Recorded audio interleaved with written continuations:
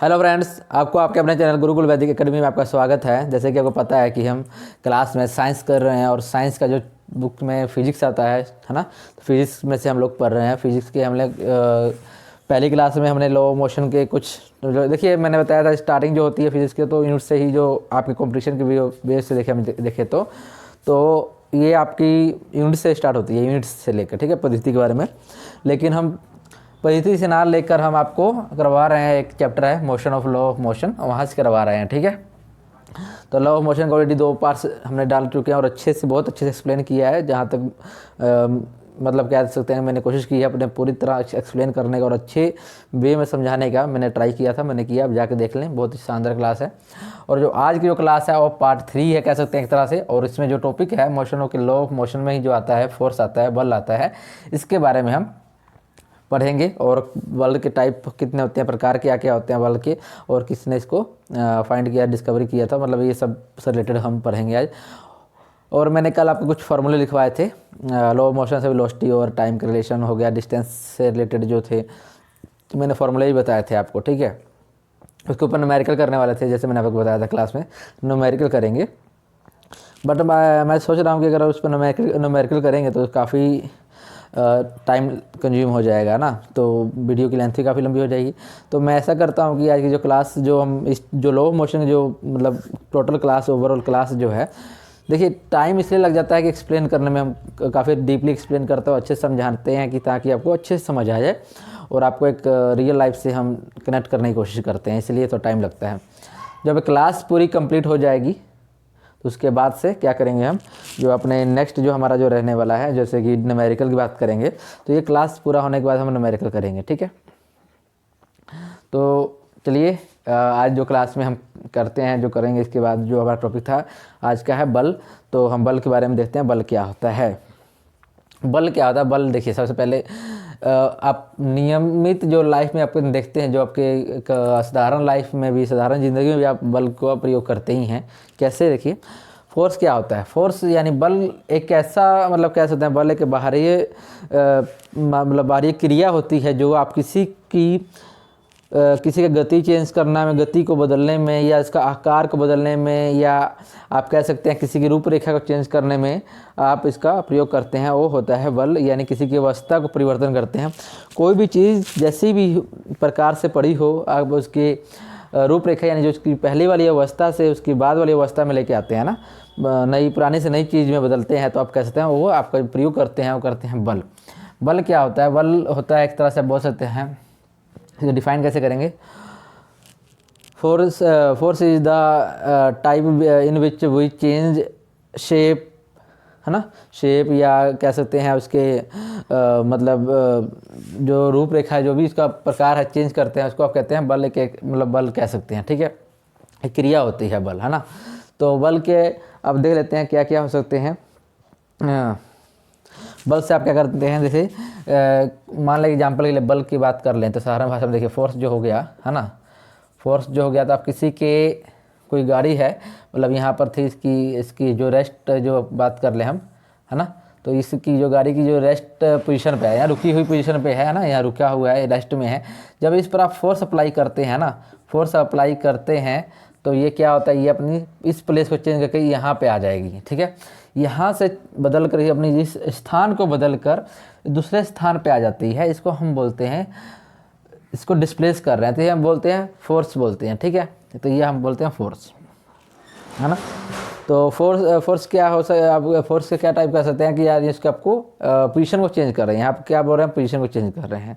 या दूसरा एग्जाम्पल, दूसरा उदाहरण समझ सकते हैं कि जब आप बाइक वगैरह या कोई गाड़ी वगैरह आप चलाते हैं, तो चलाते हैं, तो अगर आप उसकी स्पीड बढ़ाना चाहते हैं, उसकी गति में बदलाव लाना चाहते हैं, तो आप एक्सीलेटर को ऐसे घुमाते हैं। तो यानी क्या हुआ कि आप उस पर बल लगा रहे हैं, क्रिया कर रहे हैं, फोर्स लगा रहे हैं, ताकि वो उसका जो गति में चेंज आए, गति बढ़ जाए।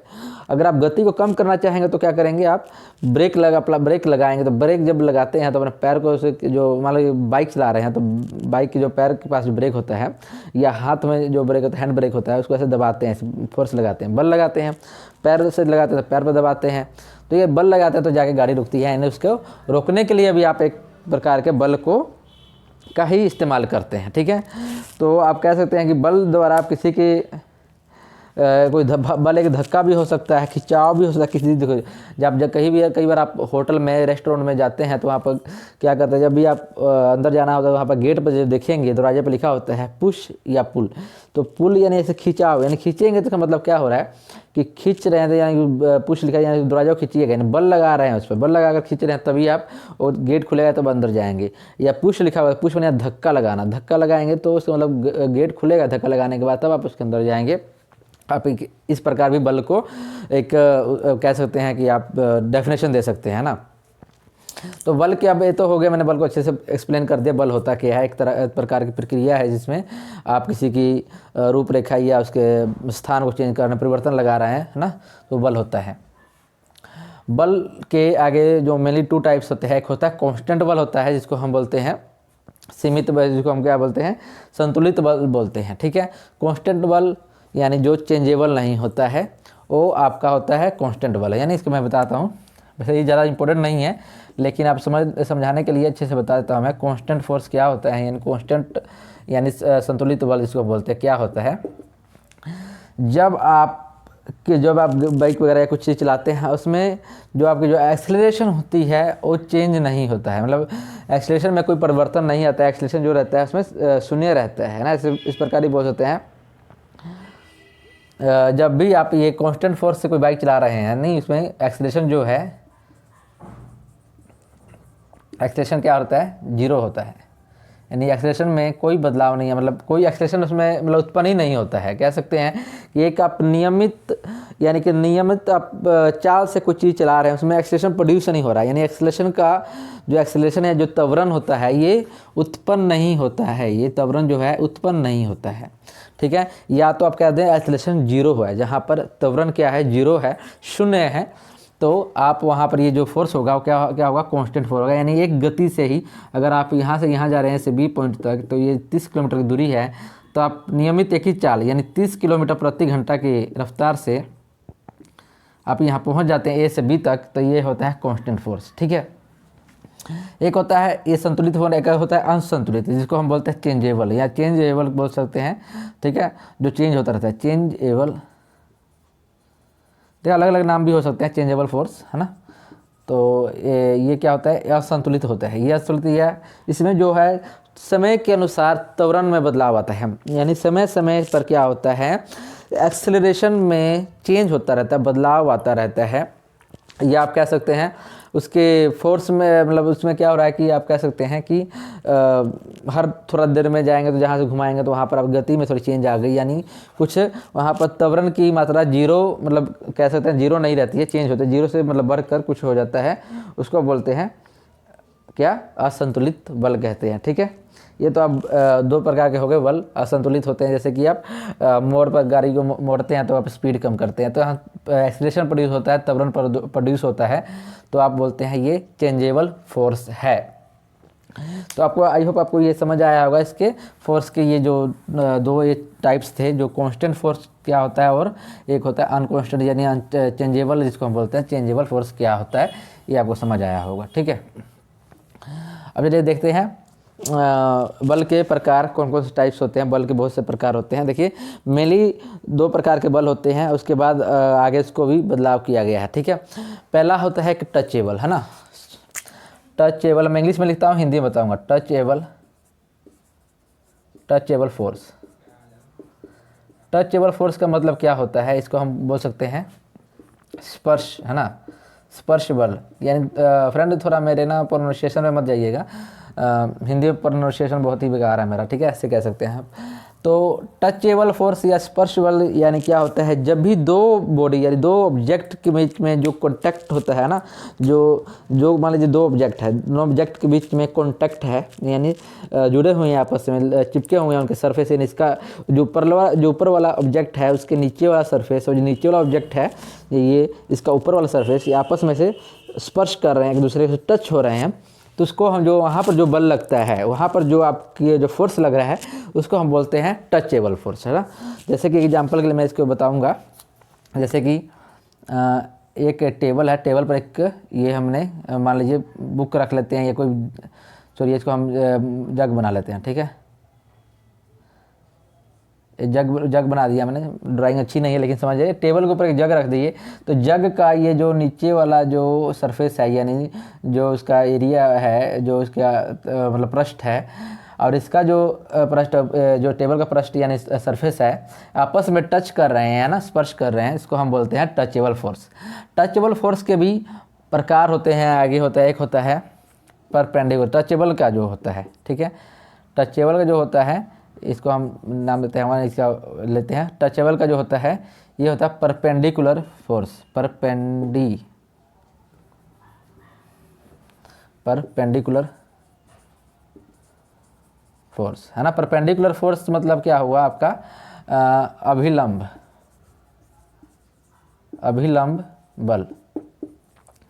अभिलंब बल यानी परपेंडिकुलर फोर्स क्या होता है, जैसे कि अब आपके सामने डायग्राम मैंने बनाया हुआ है, एक टेबल के ऊपर कोई जग रखा हुआ है, या टेबल के ऊपर कोई बुक रख दें या कुछ भी सामान रख दें, तो उसमें जो बल, जो उस टाइम जो बल लग रहा होता है या नहीं, जैसे कि एग्जांपल के लिए, जैसे कि मैं यहाँ पर बताता हूँ आपके पास, ये जो ऑलरेडी बना हुआ है जैसे डायग्राम, ठीक है, तो इसमें क्या है कि ऑलरेडी आपके पास जो बना हुआ है, यहाँ पर जो ये जग लगा रहा है, जो ये जग मैंने ऑलरेडी जो बनाया हुआ है, ये टेबल के ऊपर, ये जो टेबल के ऊपर जो बल लगा रहा है, ये ऐसे लगा रहा है ना, जैसे कि मान लें कि ये टेबल है, टेबल पर एक कुछ मैंने मान लो मेरी हथेली है, ठीक है, हथेली को आप टेबल मान लें और इसको आप जग मान लें, मार्कर को, तो इसे मैंने ऐसे लगाया रखा इस पर, तो जो इस पर ये अपना, इसका जो अपना ही वेट होगा, मास होगा जो होगा, तो इससे इस पर जो टेबल के ऊपर बल लगेगा ना, तो एक अभिलंब, परपेंडिकुलर अभिलंब होता है जब 90 डिग्री का बल लगता है, 90 डिग्री का एंगल जब बनता है उसको अभिलंब बोलते हैं। तो देखिए इसके सरफेस पर, जो हमारी हथेली के सरफेस हो गया, और जो ये मार्कर का जो सरफेस है नीचे वाला, और इसका जो ऊपर हाइट है, इससे जो यहाँ लग रहा है बल, वो आपका परपेंडिकुलर बल लग रहा है, यानी 90 डिग्री का एंगल बन रहा है, तो यानी कौन सा बल हुआ, अभिलंब बल हो गया। तो यानी इस तो ये हो गया। और दूसरी तरफ आप बात करें, जो टेबल का जो बल लगेगा ऊपर की तरफ लगता है, किसके, जग का जो नीचे वाला लेयर होता है, टेबल के ऊपर वाला जो लेयर होता है, आपस में सटे होते हैं, जब ये ऊपर की तरफ, यानी टेबल से ऊपर की तरफ ऐसे बल लग रहा है, ये आपका कौन सा बल हो गया, ये भी अभिलंब बल का ही एक प्रकार है, क्योंकि दोनों एक दूसरे के परपेंडिकुलर लगा रहे हैं, ठीक है। एक तो ये आप समझ गए होंगे, अच्छे से समझ गए होंगे, किसी भी वस्तु के ऊपर कोई चीज़ रखी, कोई वस्तु रखी होती है, और उस पर जो बल क्रिया करती है, जब 90 डिग्री का एंगल बनता है उसके क्षैतिज यानी हॉरिजॉन्टल से उसके वर्टिकल के साथ, है ना, तो वहाँ पर जो बनता है वो आपका होता है अभिलंब बल। इसके उदाहरण लिख सकते हैं, एग्जाम्पल में लिख सकते हैं, कोई बुक पढ़ा है, बुक है आपका table on table, book on table पर ले सकते हैं, ठीक है, बहुत से एग्जाम्पल हो सकते हैं, ठीक है। ये एक हो गया अभिलंब का, परपेंडिकुलर का, ठीक है। जो दूसरा ऐसे में आता है, एक आता है तनाव बल, ठीक है। तनाव बल से पहले कि मैं एक और बता सकता हूँ, चलो पहले तनाव बल लिख देते हैं, ठीक है, उसके पहले एक मैं बता दूंगा बाद में, इसके बाद एक जो होगा तनाव बल क्या होता है, जिसको हम बोलते हैं टेंशन फोर्स जिसको हम बोलते हैं टेंशन फोर्स, यानी तनाव बल। तनाव बल क्या होता है, देखिए जैसे कि नाम से पता लग रहा है, टेंशन यानी तनाव, किसी चीज़ पर आप, जैसे कि आपको चीज़ ज़्यादा देर तक सोचते रह जाएं तो आपको वहाँ पर टेंशन सी हो जाती है ना, खिंचाव पड़ता है, आपके दिमाग पर अलग से बोझ जैसा फील होता है ना, तो उसको आप बोलते हैं टेंशन फोर्स बोलते हैं, यानी टेंशन बल बोलते हैं, यानी तनाव बल। ये इसमें क्या होता है, इसमें मेनली जो होता है, देखिए क्या, जैसे कि मैंने यहाँ पर एक फिर से टेबल बना दिया, ठीक है, ये टेबल बन गया, एक टेबल के साथ मैंने कुछ चीज़ बांध कर लटका दिया, जैसे मैंने इसको यहाँ प्लस के साथ लटकाया, तो देखिए कभी भी, जैसे अभी एग्जांपल के लिए क्या है, एग्जांपल के लिए देखिए, वही मार्कर को मैंने, मान लीजिए मेरे जो हाथ दोनों फिंगर है, मेरे हाथ के जो फिंगर हैं जिन्होंने मार्कर को पकड़ा हुआ है ऐसे, ठीक है, तो मार्कर क्या है, ये नीचे की तरफ अपने वेट के साथ, अपने फोर्स के साथ नीचे की तरफ गिरने का कोशिश करेगा, लेकिन मेरे जो हाथ की उंगलियां हैं इसको पकड़ रही हैं अपने बल के साथ, इसको गिरने से रोकने के लिए, है ना, तो ये अपने ताकत के साथ मेरे हाथ की अपने बल के साथ इसको पकड़ा हुआ है कि ना गिरे, लेकिन ये मार्कर जो है अपना जो है ये गिरेगा नीचे, गिरने के लिए कोशिश कर रहा है, यानी एक बल लगा रहा है। तो ये जो बल लग रहा है मेरे उंगलियों पर लगा रहा है जो मार्कर, इसको बोलते हैं तनाव बल यानी टेंशन बल। इसी तरह टेबल में ये जो बंधा हुआ है कोई चीज़ मैंने जैसे बनाया हुआ है, ये नीचे की तरफ लटका हुआ है, तो इस पर जो तनाव बल लगा रहा है, टेबल के ऊपर कौन सा बल लगा रहा है, टेंशन बल लगा रहा है। घड़ी में जो पेंडुलम लगा होता है, जो ऐसे आपको देखे होंगे बड़े बड़े घड़ियों में ऐसे घूमता है, टन टन आगे पीछे घूमता रहता है, तो वहाँ पर जो घड़ी का जो बल लगता है जो होता है ना, तो तो वहाँ पर जो भी वो घड़ी का जो पेंडुलम होता है वो भी एक तनाव बल में ही जुड़ा होता है। स्प्रिंग के साथ कोई चीज़ बांधा होता है, खिंच के लटकाया होता है, वो भी एक तनाव बल का ही उदाहरण है। आप ऐसे समझ सकते हैं तनाव बल में, ठीक है। ओके, एक आप समझते हैं कि एक होता है कि तो ये तो परपेंडिकुलर बल हो गया ना। एक स्ट्रेट बल लगता है, ठीक है। स्ट्रेट बल का मतलब क्या होता है कि सीधी, कैसे है, सीधी रेखा में बल जो लगती है। जैसे मान लें कि ये आप कोई गाड़ी, बस या कोई भी बस ले लें, टेबल ले लें, कुछ ही मान लें, जिसको आप एक साइड से धक्का लगा रहे हैं, धक्का लगा मतलब पुश कर रहे हैं, तो वहाँ पर जो बल लगेगा उसको आप बोल सकते हैं समांतर बल बोल सकते हैं इसको, ठीक है। पैरेलल कह सकते हैं इसको, आप बल कह सकते हैं, ठीक है। या सेम डायरेक्शन वाला बल भी बोल सकते हैं। चलिए, वो तो आपको समझ आ गया। मेनली ये है, टेंशन हो गया, परपेंडिकुलर हो गया। अब एक देखते हैं, ये तो आपको टचेबल फोर्स का एग्जांपल हो गया। एक टचेबल में होता है, आप बहुत ही ज़्यादा इसको पढ़े भी होंगे, इस पर क्वेश्चन भी बहुत ज़्यादा आता है। ये है आपका फ्रिक्शन फोर्स। फ्रिक्शन फोर्स के भी बहुत से टाइप हैं। फ्रिक्शन फोर्स यानी इसको क्या बोलते हैं हम, घर्षण बल बोलते हैं।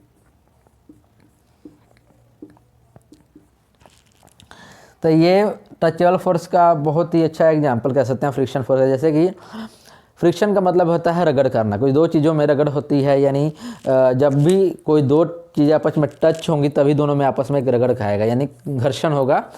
तो उसी को हम क्या बोलते हैं, घर्षण बल बोलते हैं। जैसे कि जब आप चलते हैं धरती पर, यानी जब आप चलते हैं ये धरती के ऊपर, तो क्या होता है, तो आप धरती को पीछे की तरफ उसको पुश करते हैं, यानी धकेलते हैं, तभी आप आगे की तरफ जाते हैं। जैसे कि मैं यहाँ पर फुट स्टेप बना के दिखाता हूँ आपको, है ना। ये धरती का ये है।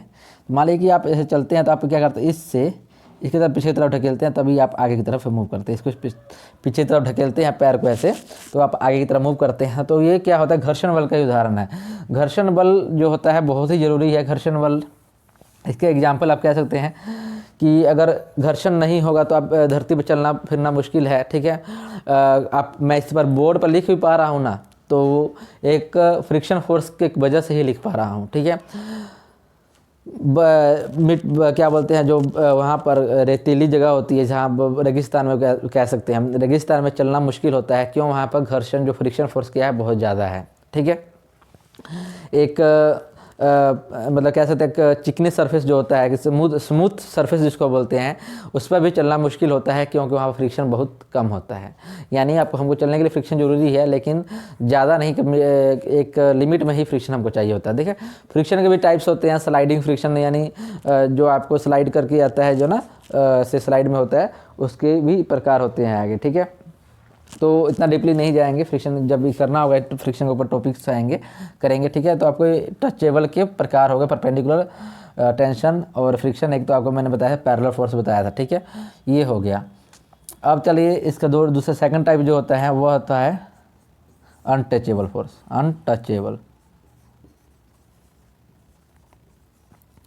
अनटचेबल फोर्स का मतलब होता है अस्पर्श, है ना। अस्पर्श बल होता है। अस्पर्श बल का उदाहरण क्या हो सकता है? अस्पर्श का उदाहरण हो सकता है कि जैसे कि आप देखते होंगे अपने नियमित, मतलब नियमित तो नहीं, आप फील कर सकते हैं इस चीज़ को। ब्रह्मांड में दो मास वाली चीज़ें आपस में एक दूसरे की तरफ आकर्षित होती हैं, या मतलब प्रतिकर्षित होती हैं, यानी अट्रैक्ट या रिपल होती हैं।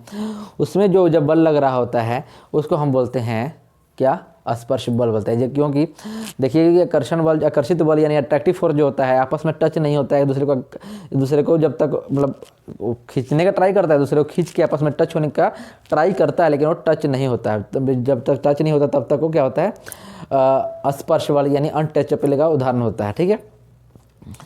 और जब टच हो जाते हैं तो स्पर्श बल लगता है, वो अलग बात है। लेकिन जब तक वो नहीं होता, एक अपने पर एक दूसरे के ऊपर फोर्स लगा रहे हैं कि दूसरे को खींचे, है ना। दो मास वाली चीज़ें, यानी दो आप कह सकते हैं कि एक का द्रव्यमान दूसरे के द्रव्यमान पर इफेक्ट पाकर यानी खींचने का ट्राई करता है, उसको हम बोलते हैं क्या, आपका अनटचेबल फोर्स का उदाहरण हो कैसे है। इसमें हम उदाहरण देख लेते हैं कि कौन कौन से टाइप्स होते हैं, कौन कौन से प्रकार हैं अनटचेबल के, वो देखते हैं। चलिए, अनटचेबल में आपने सुना होगा वीक, सर वीक तो नहीं, पहले ये ग्रेविटेशनल फोर्स के बारे में बहुत महत्वपूर्ण एग्जाम्पल कह सकते हैं, बहुत ही इंपॉर्टेंट जो है वो आपका आता है इसमें अनटचेबल में। ग्रेविटेशनल फोर्स कौन सा आता है? Gravitational force. ग्रेविटेशनल फोर्स का सबसे बड़ा एग्जांपल तो हम लोग ही हैं, क्योंकि अगर हम धरती पर रह रहे हैं, चल रहे हैं, फिर रहे हैं, या कोई भी चीज़ हम रखते हैं, तो ये अर्थ के या धरती का ग्रेविटेशन यानी गुरुत्वाकर्षण है, इसको हम बोलते हैं गुरुत्वाकर्षण, लिखते हैं।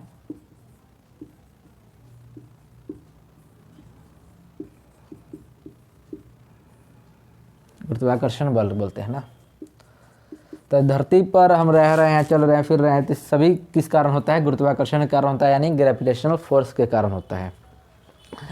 तो देखते हैं कि अगर कोई चीज़ जैसे जहाँ पे है, जैसे घूम रहा अर्थ जो है सन के अराउंड में घूम रहा है, ठीक है, ये आप कहते हैं चंद्रमा जो है हमारे पृथ्वी के इर्द गिर्द घूम रही है ना। तो वहाँ पर क्या है कि जो आपस में एक दूरी उन्होंने बरकरार रखा हुआ है, बना के रखा हुआ है कि ना एक इसकी तरफ आएगा ना उसकी तरफ जाएगा, ये एक ग्रेविटेशन के कारण ही आपस में टिके हुए हैं। ग्रेविटेशनल के कारण ही ये दोनों, मतलब ये सभी जो ग्रह की बात करें, प्लैनेट की बात करें, या उल्का पिंड यानी एस्ट्रॉइड्स की बात करें, सभी एक दूसरे से एक निश्चित दूरी पर स्थित हैं, वो एक ग्रेविटेशनल फोर्स के वजह से ही है, ठीक है। तो आप कह सकते हैं कि ये दो ऑब्जेक्ट यानी दो वस्तुओं के बीच में जो द्रव्यमान यानी मास होता है वहाँ लगता है, ठीक है, ग्रेविटेशनल फोर्स। इसका फॉर्मूला भी याद रखिएगा, मैं लिख देता हूँ। ग्रेविटेशनल फोर्स का फॉर्मूला जो होता है F=G(m1m2/r²), है ना। यानी क्या हुआ, ग्रेविटेशनल फोर्स में क्या होता है, m इज द मास हो जाएगा, मास ऑफ नहीं, देखिए m का मतलब मास ही होता है। m1 यानी एक दो, मैंने अभी बताया था, दो वस्तुओं का जो द्रव्यमान है, जो मास होता है उनके बीच में लगता है। तो यानी क्या हुआ कि एक वस्तु का मास m1, दूसरे वस्तु का मास m2, और ग्रेविटेशन की जो वैल्यू है g, और r² जो है रेडियस, यानी कि उनके बीच में कितनी दूरी है। एग्जाम में आपसे पूछ सकता है कि जो फोर्स होता है ना, जो ग्रेविटेशनल फोर्स में जो F फोर्स होता है, बल होता है, वो उनकी दूरी के व्युत्क्रमानुपाती, यानी कह सकते हैं कि इन्वर्सली प्रोपोर्शनल होता है, यानी व्युत्क्रमानुपाती होते हैं, यानी इन्वर्सली प्रोपोर्शनल होते हैं।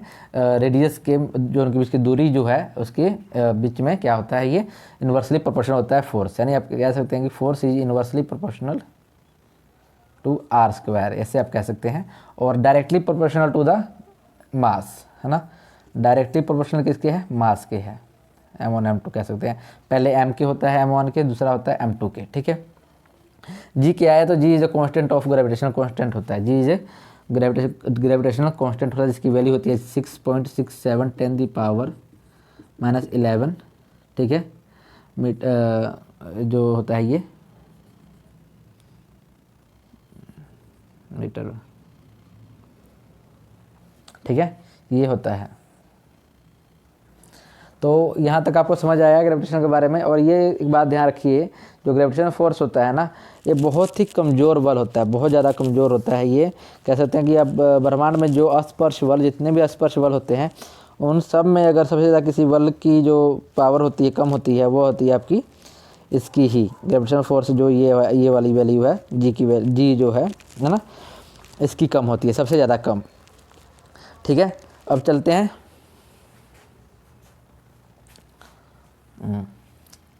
अब देखते हैं, चलिए, तो आपको पता लग गया, इसकी वैल्यू याद रखिएगा सबका, ठीक है।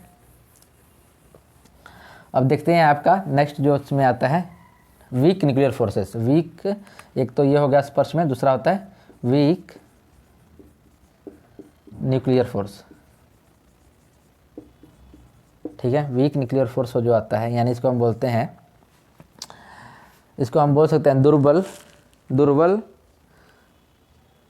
नाभिकीय बल। क्या बोलते हैं इसको हम, दुर्बल नाभिकीय बल भी बोलते हैं। क्या बोलते हैं, दुर्बल नाभिकीय, हिंदी में बोलते हैं दुर्बल नाभिकीय बल बोलते हैं, ठीक है। तो ये क्या होता है दुर्बल नाभिकीय बल में, देखिए क्या होता है इसमें। ऐसा होता है कि जब रेडियो एक्टिविटी की प्रक्रिया करती है, यानी जब रेडियो एक्टिविटी जब होती है, उसमें प्रोसेस चलता है, तो उस समय उसमें बीटा किरणें निकलती हैं। बीटा किरणें क्या होती हैं, रिलीज होती हैं, निकलती रहती हैं।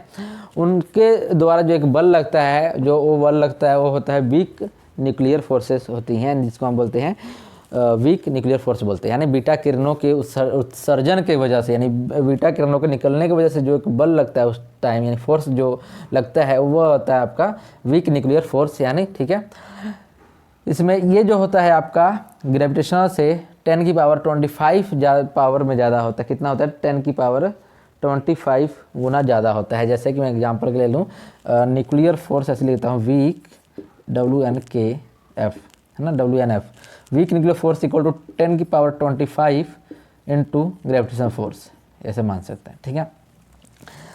थर्ड जो आपका आता है इसमें, वीक के बाद आता है थर्ड आपका आता है, ये आता है आपका विद्युत चुंबकीय बल आता है। कौन सा आता है, विद्युत चुंबकीय बल, यानी कि आपका इलेक्ट्रोमैग्नेटिक फोर्स, इलेक्ट्रोमैग्नेटिक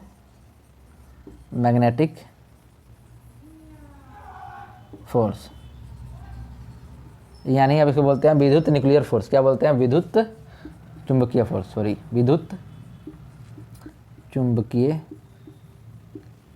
फोर्स, यानी बल, यहाँ बल लाएगा। ये क्या होता है कि इलेक्ट्रिक और मैग्नेटिक के कारण, यानी विद्युत और चुंबक के कारण, विद्युत और चुंबक के कारण आपस में मिलकर जो बल उत्पन्न करते हैं, यानी विद्युत और चुंबक आपस में मिलने के बाद जो बल उत्पन्न करते हैं उसको बोलते हैं इलेक्ट्रोमैग्नेटिक फोर्स बोला जाता है। क्या बोला जाता है, ये इलेक्ट्रोमैग्नेटिक फोर्स होते हैं। ये जो होते हैं दो टाइप्स होते हैं कि भी, ये आकर्षित भी होते हैं, एक दूसरे को आकर्षित भी करते हैं, ठीक है। यानी आकर्षित मतलब समझ रहे हैं, अट्रैक्टिव, ओके। सेकंड होता है इसमें रिपल्सिव, है ना, या रिपल्सिव भी करते हैं, रिपल्सिव फोर्स भी बोल सकते हैं आपको, यानी प्रतिकर्षित भी करते हैं, प्रतिकर्षित भी होता है, ठीक है। यानी रिपेल भी कर सकते हैं। जैसे कि एग्जांपल के लिए मान लें कि जो पता है इलेक्ट्रो जो होता है, इलेक्ट्रो यानी आप बोल सकते हैं इलेक्ट्रॉन, इलेक्ट्रिक मतलब बात कर रहे हैं तो इलेक्ट्रिक जो होता है दो चार्ज से मिलकर बना होता है। किससे बनता है, दो चार्ज से, है ना। इलेक्ट्रिक में दो चार्ज पाए जाते हैं, तो एक होता है पॉजिटिव चार्ज, एक होता है नेगेटिव चार्ज, है। क्या होता है कि नेगेटिव चार्ज होता है। तो जब ये पॉजिटिव और नेगेटिव चार्ज एक दूसरे को क्या करते हैं, अट्रैक्ट करते हैं। यहाँ लिखता हूँ ए, यानी पॉजिटिव और नेगेटिव अट्रैक्ट करते हैं। अगर पॉजिटिव और पॉजिटिव जब होगा तो एक दूसरे को क्या करेंगे, रिपेल करेंगे, ये समझिए, ठीक है। और अगर नेगेटिव नेगेटिव होगा तो ये क्या होगा, रिपेल करेंगे। यानी अगर समान चार्ज होंगे, यानी समान आवेश होंगे, यानी नेगेटिव नेगेटिव यानी आयन होंगे, ऋण होंगे, ऋण होंगे, तो क्या होगा, प्रतिकर्षित करेगा। और धन धन होंगे तो भी प्रतिकर्षित करेगा। लेकिन एक धन एक ऋण आपका क्या करेगा, आकर्षित करेगा। यानी इलेक्ट्रिक भी दो से मिलकर बनाते हैं। कहाँ रिपेल होगा, कहाँ ये होगा आपका अट्रैक्ट होगा, आपको पता लग गया, ठीक है। मैग्नेटिक में भी देख रहे थे, मैग्नेटिक में भी सेम चीज़ है। मैग्नेटिक में दो पोल होते हैं। मैग्नेटिक में क्या होता है, दो पोल होते हैं। मैग्नेटिक टू पोल होते हैं ना। कौन कौन से पोल होते हैं, एक होता है नॉर्थ, एक होता है साउथ। अगर नॉर्थ को साउथ के पास लेके जा रहे हैं, नॉर्थ और साउथ को, ठीक है, तो ये क्या होगा, नॉर्थ और साउथ आपस में क्या करते हैं, अट्रैक्ट करते हैं। ये क्या कर देंगे, अट्रैक्ट। लेकिन अगर नॉर्थ के पास लेंगे, यानी दो चुंबक लीजिए और दोनों चुंबक का जो नॉर्थ यानी उत्तरी ध्रुव और उत्तरी ध्रुव, दोनों का उत्तरी ध्रुव आपस में पास में लेके आएंगे तो ये दोनों आपस में रिपेल करेंगे। क्या करेंगे, रिपेल यानी प्रतिकर्षित करेंगे। उसी प्रकार दोनों चुंबकों का आप दक्षिण ध्रुव और दक्षिण ध्रुव पास में लेके आएंगे तो तब भी रिपेल करेगा। लेकिन जब आप नॉर्थ और साउथ यानी उत्तरी ध्रुव और दक्षिण ध्रुव को पास में लेके आएंगे तो ये क्या करेगा, अट्रैक्ट करेगा। तो ये पता लग गया इलेक्ट्रोमैग्नेटिक फोर्स क्या होते हैं। ये आकर्षित और रिपल्सिव दोनों होते हैं, ठीक है, ये समझ आया। जो लास्ट आपका बचता है वो बचता है स्ट्रॉन्ग स्ट्रॉन्ग न्यूक्लियर फोर्स बचता है। कौन सा बचता है, स्ट्रॉन्ग न्यूक्लियर फोर्स बचता है, ठीक है। तो चलिए देखते हैं इसमें क्या है।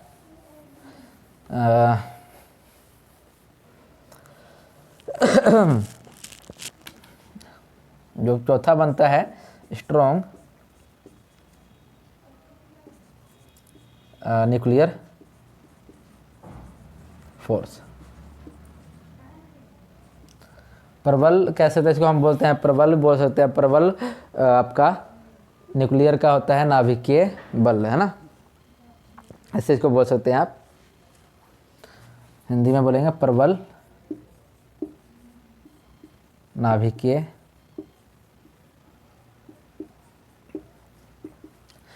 देखिए जो प्रबल नाभिकीय बल होता है ये भी रेडियो एक्टिव के द्वारा ही होता है, ठीक है। ये नाभिक में देखिए क्या होता है कि जो कोई भी आइटम होता है, कोई भी आइटम जो आइटम की बात करें हम, उसके जो नाभिक होता है, नाभिक में प्रोटॉन और न्यूट्रॉन जो आपस में क्या होता है, बंधे हुए होते हैं, ठीक है। तो ये जो उसमें दोनों को आपस में बांधने के लिए जो फोर्स चाहिए ना भाई, है ना। देखिए आपको हम अच्छे से समझा दें इसके बारे में, देखिए कैसे होता है। देखिए एक नाभिक कोई भी एक, मैं यहाँ पर बताता हूँ, एक एटम लेते हैं, ठीक है। एटम ले लिए यानी अणु ले लिए कोई, ठीक है, सॉरी परमाणु ले लिए, एटम को परमाणु बोलते हैं। हमने एक एटम ले लिया, ठीक है। तो आपको पता है कि जो एटम का जो सेंटर जो में क्या होता है, न्यूक्लियस होता है, जिसको हम पॉजिटिव चार्ज से डिनोट करते हैं। हर एक एटम के बीच में एक न्यूक्लियस होता है, ठीक है, ओके। तो यहाँ पर मैं पॉजिटिव चार्ज कन्फ्यूज होंगे, वैसे न्यूक्लियस पॉजिटिव चार्ज का ही होता है, ध्यान रखिएगा। मैं एन लिख देता हूँ, ठीक है। और इसमें क्या होते हैं, ऋण चार्ज क्या होते हैं, घूमते हैं इसके बाउंड्री में से जो बने होते हैं, ऑर्बिट बने होते हैं, उसमें ये नेगेटिव चार्ज क्या होता है, घूमता है, यानी घूम रहा होता है, ठीक है। अगर जितने आपको ये भी पता होगा कि जो एटम होता है ना, उसमें यानी परमाणु होता है, जितने उसमें इलेक्ट्रॉन पाए जाते हैं उसमें उतने ही प्रोटॉन पाए जाते हैं। क्यों पाए जाते हैं, ताकि उसको बैलेंस किया जा सके। बैलेंस करने के लिए जितने इसमें इलेक्ट्रॉन होंगे उतने ही इसमें प्रोटॉन होंगे, ठीक है। क्या होगा, जितने इलेक्ट्रॉन होंगे उतने ही प्रोटॉन होंगे, ओके। तो इन दोनों इलेक्ट्रॉन और प्रोटॉन को आपस में बांधे रखने के लिए न्यूक्लियस के साथ, यानी न्यूक्लियस के साथ आपस में दोनों को साथ में बांधे रखने यानी पकड़ कर रखने के लिए एक बल की आवश्यकता पड़ती है। जो बल होती है उसको बोलते हैं स्ट्रॉन्ग न्यूक्लियर फोर्स बोलते हैं। क्या बोलते हैं इसको, स्ट्रॉन्ग न्यूक्लियर फोर्स बोलते हैं। यानी इलेक्ट्रॉन प्रोटॉन को आपस में पकड़ कर रखने यानी बांधे रखने के साथ रखने के लिए जो बल की आवश्यकता होती है उसको हम बोलते हैं क्या, स्ट्रॉन्ग न्यूक्लियर फोर्स, ठीक है। और एक बात बोलते हैं कि जो एटम होता है, एटम में कौन कौन से पाए जाते हैं, अणु पाए जाते हैं, यानी आयंस पाए जाते हैं। तो एक प्रोटॉन पाया जाता है, ठीक है, एक इलेक्ट्रॉन पाया जाता है, और तीसरा इसमें पाया जाता है न्यूट्रॉन। जो आपका इलेक्ट्रॉन होता है ये ऋण होता है ना, ऋण होता है। जो प्रोटॉन होता है ये धन होता है यानी पॉजिटिव, और न्यूट्रॉन होता है ये होता है कह सकते हैं इसको हम चार्जलेस बोल सकते हैं। इस पर कोई अणु नहीं होता है, ठीक है, आवेश कोई आवेश नहीं होता है, चार्जलेस बोलते हैं, यानी बिना आवेश का होता है ये न्यूट्रॉन। ये ध्यान रखिएगा, जीरो चार्ज होता है ऐसे बोल सकते हैं, यानी न्यूट्रल होता है भी कह सकते हैं। न्यूट्रॉन जो है ये न्यूट्रल भी होता है, ऐसे ही बोल सकते हैं, ठीक है। तो आपको ये समझ आ गया। अब ये जो स्ट्रॉन्ग न्यूक्लियर फोर्स है, ये स्ट्रॉन्ग न्यूक्लियर फोर्स ये बहुत ज़्यादा ग्रेविटेशनल फोर्स यानी 10⁻38 होता है ग्रेविटेशनल फोर्स के गुना, यानी इससे इतना गुना बड़ा होता है, आप ऐसे बोल सकते हैं। तो ये रहा फोर्स, ठीक है। ये अस्पर्श फोर्स के कुछ उदाहरण थे, ठीक है। इसके आगे जाने के पहले दो और भी ऐसे फोर्स हैं जो कि आपके एग्जाम के पॉइंट ऑफ व्यू से बहुत ज़्यादा ही इम्पोर्टेंट है, उसके बारे में भी मैं चर्चा कर लेता हूँ, बता देता हूँ आपको। एक तो आपने सुना होगा सेंट्रीपिटल फोर्स, क्या होता है, आगे वाली क्लास में भी, अगर आगे नेक्स्ट में भी टॉपिक आता है इसके ऊपर तो बताया जाएगा। सेंट्रीपिटल फोर्स जो होता है यानी अपकेंद्रीय बल, इसको हम बोलते हैं अपकेंद्रीय बल। सेंट्रीपिटल फोर्स क्या हुआ, अपकेंद्रीय बल हुआ। इसमें क्या होता है, देखिए जब कोई वस्तु किसी वृत्ताकार में चक्कर लगा रही होती है, घूम रही होती है, तो वो चक्कर की तरफ एक बल लगाकर उसको आकर्षित करता है, ठीक है, यानी अपनी तरफ खींचने का ट्राई करता है। जो जैसे एग्जांपल के लिए मैं बता दूं, अच्छे से समझाता हूं। जैसे मान लें कि एक ऐसे कोई सड़क है जो कि इस तरह कर्व में है, ठीक है। यहाँ से कोई व्यक्ति से बाइक लेके जा रहा है, ऐसे यहाँ से कोई ऐसे बाइक लेके जा रहा है, जैसे मैं यहाँ पर बाइक लेके जा रहा है। तो जब ये बाइक लेके जा रहा है या कोई भी व्हीकल लेके जा रहा है, कोई वस्तु लेके जा रहा है, गाड़ी वगैरह में बात कर रहे हैं, ठीक है, जाएगा तो जो इसका जो केंद्र होगा, केंद्र की तरफ एक फोर्स लगेगा, ठीक है। केंद्र इसके ऊपर, बाइक के ऊपर एक बल लगाएगा अपनी तरफ खींच के रखने के लिए, ठीक है। क्या करेगा, केंद्र इसको बल लगाकर अपनी तरफ खींचने का ट्राई करेगा, ठीक है, यानी खींच के रखने का कोशिश करेगा, जिसकी वजह से ये इसमें इस पाथ को, यानी जो ये रास्ता है कर्व जो घूम रहा है, कर्व यानी सर्कल की बात करना चाहे तो ये उस टाइम में इसको खींचेगा अपनी तरफ ताकि ये उसके पास रहे, ठीक है। तो मतलब आराम से इसको कवर कर ले, इसको निकल जाए। तो गिरने से भी कह सकते हैं, बचाने के लिए भी हो सकता है, ठीक है। तो इसमें जब ये फोर्स जो होता है इसको हम बोलते हैं सेंट्रीपिटल फोर्स, ठीक है। सेंट्रीपिटल फोर्स आपको आई होप समझ आया होगा क्या होगा, ठीक है। यानी जब कोई वस्तु किसी वृत्ताकार मार्ग पर चलती है तो उस पर एक वृत्त के केंद्र की ओर कार्य करता है, यानी वृत्त का जो केंद्र होता है वो एक बल लगाता है, ठीक है, उस पर जो एक अभिकेंद्रीय बल की तरह काम करेगा, ठीक है, यहाँ पर, ठीक है। तो ये आपको समझ आया होगा, ठीक है। अब चलिए देखिए क्या होता है, ओके। तो देखिए एक सेकंड, यहाँ आपके अंदर यहाँ अपर होगा अभिकेंद्रीय बल होगा, अभी होगा, अभी है ना, हिंदी में थोड़ा मिस्टेक हो गया, ठीक है। तो ये अपनी तरफ इसको केंद्र की तरफ इसको एक खींचने का ट्राई करता है, इस पर बल लगा के केंद्र की तरफ लेकर आएगा ताकि ये इसमें चल सके, ठीक है, वृत्त के अंदर या सर्कल कर्व जो होता है वहाँ से वो निकल सके, यानी रास्ता को घुमा सके। अगर सेंट्रीपिटल फोर्स अगर नहीं होगा ना तो क्या होगा, देखिए सेंट्रीपिटल फोर्स अगर नहीं होता क्या होगा, जब सेंट्रीपिटल फोर्स अगर नहीं होगा तो मार्ग को पार करना बहुत ही मुश्किल हो जाता है। क्या होता है, यानी अभिकेंद्रीय बल नहीं होता है तो उससे पार करना बहुत ही मुश्किल होता है, और कह सकते हैं इसमें मतलब जोखिम भरा भी कह सकते हैं, ठीक है। इसलिए जो सेंट्रीपिटल फोर्स का जो फॉर्मूला बनता है F=mv²r, यानी mv²r का मतलब क्या, आर क्या हो गया, जो केंद्र का रेडियस होता है, ठीक है, ओके, और v इज द वेलोसिटी हो गया, और m क्या है, मास हो गया आपका, ठीक है। ये आप कह सकते हैं सेंट्रीपिटल जो जितने भी ग्रह हैं हमारे प्लेनेट है, ये सभी अगर सन के इर्द गिर्द घूमते हैं, उसकी परिक्रमा करते हैं, रिवोल्यूशन करते हैं, तो एक सेंट्रीपिटल फोर्स के वजह से ही कर पाते हैं। ऑर्बिट में भी रहता है क्योंकि सन भी अपने तरफ से खींचने का ट्राई करता है, ठीक है, उसको अपने पास में, ठीक है। तो उस सेंट्रीपिटल फोर्स की वजह से ही कोई ग्रह क्या करता है, वो परिक्रमा करता है हमारे सूर्य के इर्द गिर्द। ये आपको समझ आ गया होगा, ठीक है। अब चलते हैं नेक्स्ट जो होता है वो होता है सेंट्रीफ्यूगल फोर्स, ठीक है। कोई भी चक्कर में वस्तु घूम रही है, आप सेंट्रीफ्यूगल फोर्स होता है, ऐसा समझ सकते हैं, ठीक है। एक आता है, ये तो हो गया, एक होता है सेंट्रीफ्यूगल फोर्स। क्या होता है, सेंट्रीफ्यूगल,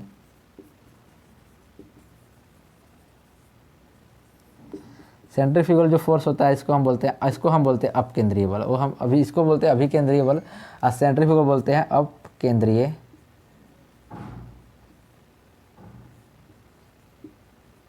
अपकेंद्रीय बल, ठीक है।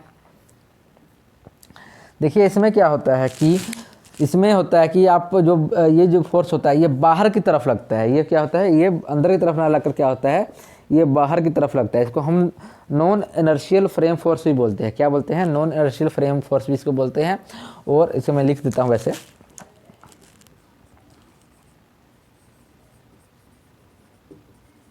Non inertial force, frame force,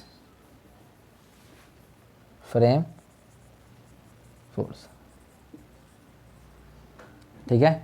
इसको हम नॉन यानी अजड़त्व फ्रेम बल भी कह सकते हैं, अजड़त्व फ्रेम। यानी देखिए इनर्शिया जो होता है इसके बारे में हम पढ़ेंगे क्या होता है, इनर्शिया को अच्छे से एक्सप्लेन करेंगे आपको। तो यहाँ आप इस फिलहाल में समझिए कि जो सेंट्रीफ्यूगल फोर्स होता है उसको हम नॉन इनर्शियल फ्रेम फोर्स भी बोलते हैं, ठीक है। ये क्या होता है, देखिए क्या होता है इससे कि सेंट्रीफ्यूगल फोर्स की हमारी ज़रूरत क्यों पड़ती है। ये न्यूटन जो है ना, न्यूटन के बहुत से ऐसे मतलब नियम हैं जिनको लागू करने के लिए कुछ ऐसे बलों की हमें आवश्यकता पड़ती है, कि ज़रूरत पड़ती है कि हम न्यूटन के जो बल होते हैं उनको हम लागू कर पाए, ठीक है।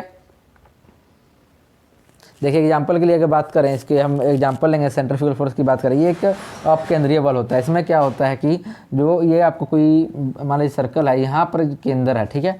केंद्र के जो कोई अगर वस्तु यहाँ घूम रहा है ना इसके अंदर, तो बाहर की तरफ बल लगता है। इसमें क्या होता है, इसका जो सेंटर की तरफ, जो केंद्र की तरफ बल लगाता है, ये केंद्र के बाहर की तरफ इसमें बल लगता है, ठीक है। कौन सा होता है बल होता है, इसमें जो होता है केंद्र के बाहर की तरफ बल लगेगा, फोर्स लगेगा, जो वस्तु घूमेगा, ठीक है।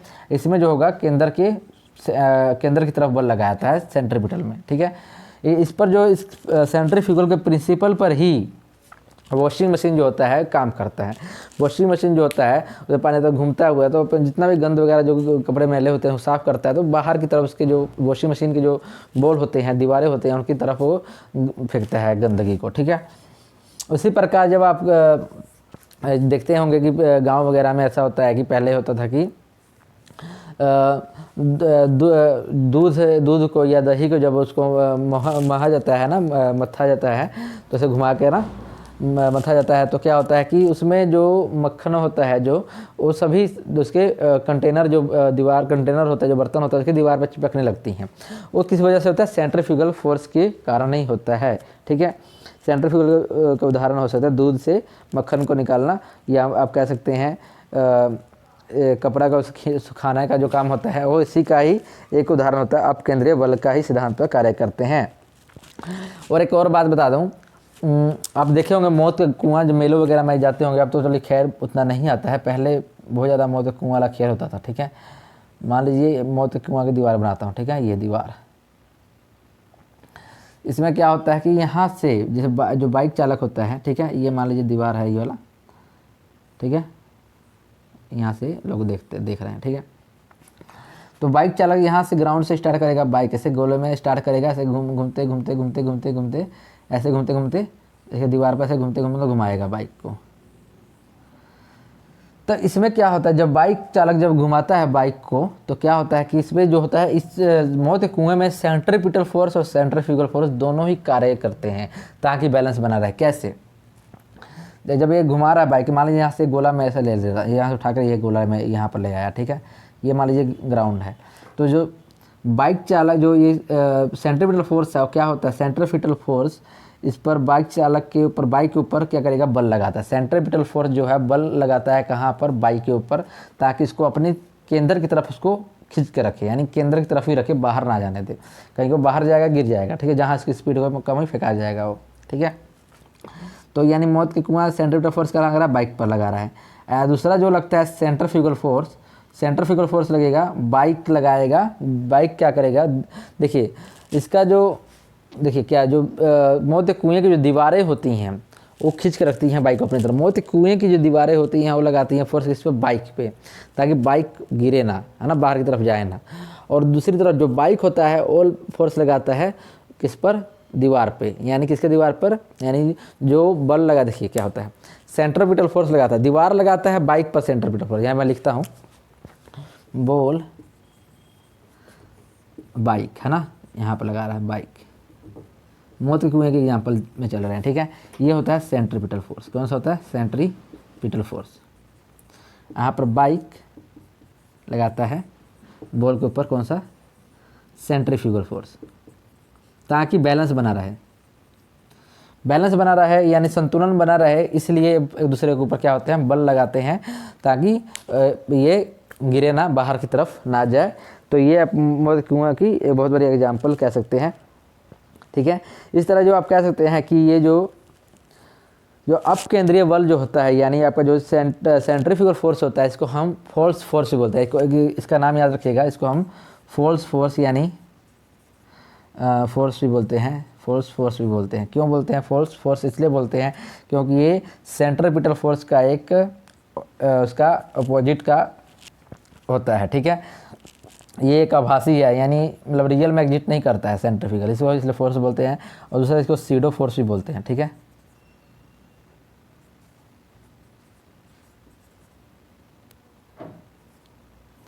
ओके, ये इसके नेम है, याद रख सकते हैं। मैंने आपको इनके उदाहरण भी दे दिए ताकि आपको कोई डाउट ना रहे, कोई कन्फ्यूजन ना रहे। तो यहाँ तक आपको समझ आ गया होगा, आई होप। चलिए अब देखते हैं, सेंट्रीपिटल फोर्स हो गया, ये सब फोर्स के प्रकार हो गए। अब क्या करना है, जैसे कि देखिए अब क्लास देखते हैं आगे की तरफ लेके जाएं कि ना जाएं। चलिए आगे वाली क्लास देखिए, टाइम काफ़ी ज़्यादा हो गया, वीडियो काफ़ी लंबी हो जाएगी, आप लोग को भी थोड़ा बोरिंग फील होने लगता है ना। तो चलिए एक न्यूटन के लॉ में से करवा देता हूँ आपको एक, है ना, कि रहने दो, टाइम काफ़ी हो गया है, वीडियो की लेंथ भी काफ़ी बड़ी हो गई होगी, ठीक है। तो इसलिए छोड़ देता हूँ। जो न्यूटन के लॉ होंगे, फर्स्ट नियम, सेकंड नियम, द्वितीय नियम, जिसको बोलते हैं तृतीय नियम, जो भी है ये हम कल वाली क्लास में करेंगे, ठीक है। तो अब आई होप आपको समझ आया होगा, ठीक है।